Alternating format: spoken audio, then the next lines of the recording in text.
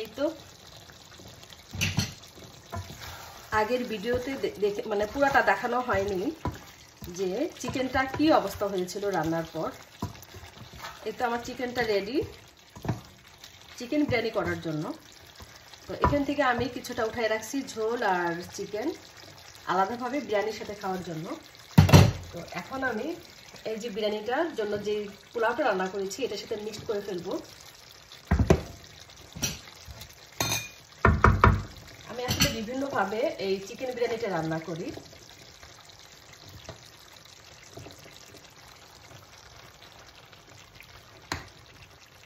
এটা খুব সহজ হয় এইভাবে রান্না করলে। আর যে কাঁচা চাল দিয়ে যেটা রান্না করে চিকেন বিরিয়ানি সেটাও আমি করি তরকারির মধ্যে। মানে যখন তরকারিটা হয়ে আসে মানে 90% তখন আমি কাঁচা চালটা দিয়ে দিই, কিন্তু আজ আমি ওইভাবে করতেছি না। আজকে পোলাওটা একটু চাল চাল রাখছি আমি, এটার সাথে যখন দমে দিয়ে দিব তখন যেন হয়ে যায়। আর চিকেনটা পুরোপুরি 100% আমি রান্না করে নিছি।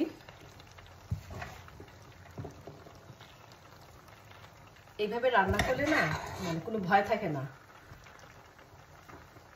যে চালটা নরম হতে পারে না।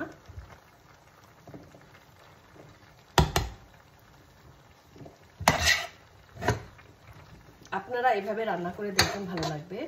আর যেসব ভাইরা এখানে পড়াশোনা করতে আসছে কিংবা কাজে আসছে একা ফ্যামিলি ছাড়া, ওনারা ইচ্ছে করলে এইভাবে চিকেন বিরিয়ানিটা রান্না করে খেতে পারে। এখন একটু উল্টে পাল্টে দিব আমি এগুলো।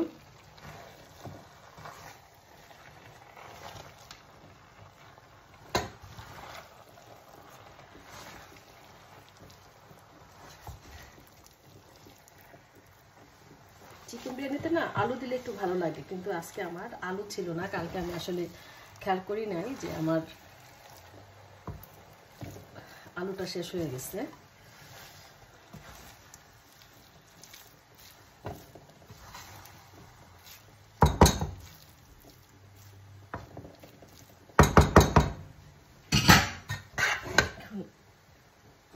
বাকি যে পোলাওটা আছে অল্প একটু সেটা উপর থেকে আমি দিয়ে দিচ্ছি।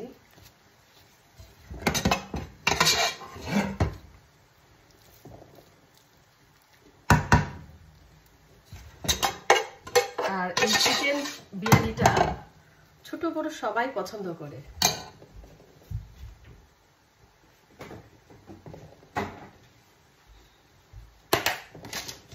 তো এখন আমি উপর থেকে বেরেস্তা দিয়ে দিচ্ছি।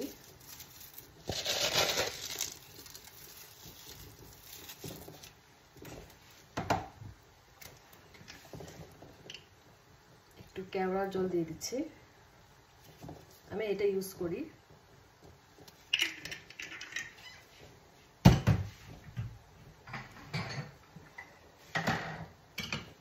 আর এটা হচ্ছে আমার ঘরে বানানো ঘি।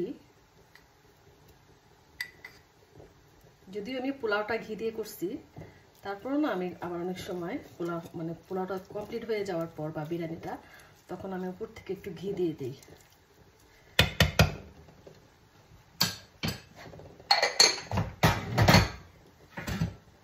এখন আমি এটা কিছুক্ষণের জন্য 5 মিনিটের জন্য দমে রাখবো। দেন এটা কমপ্লিট। তারপরে এইদিকে তো আমি ডিম সিদ্ধ করে নিচ্ছি।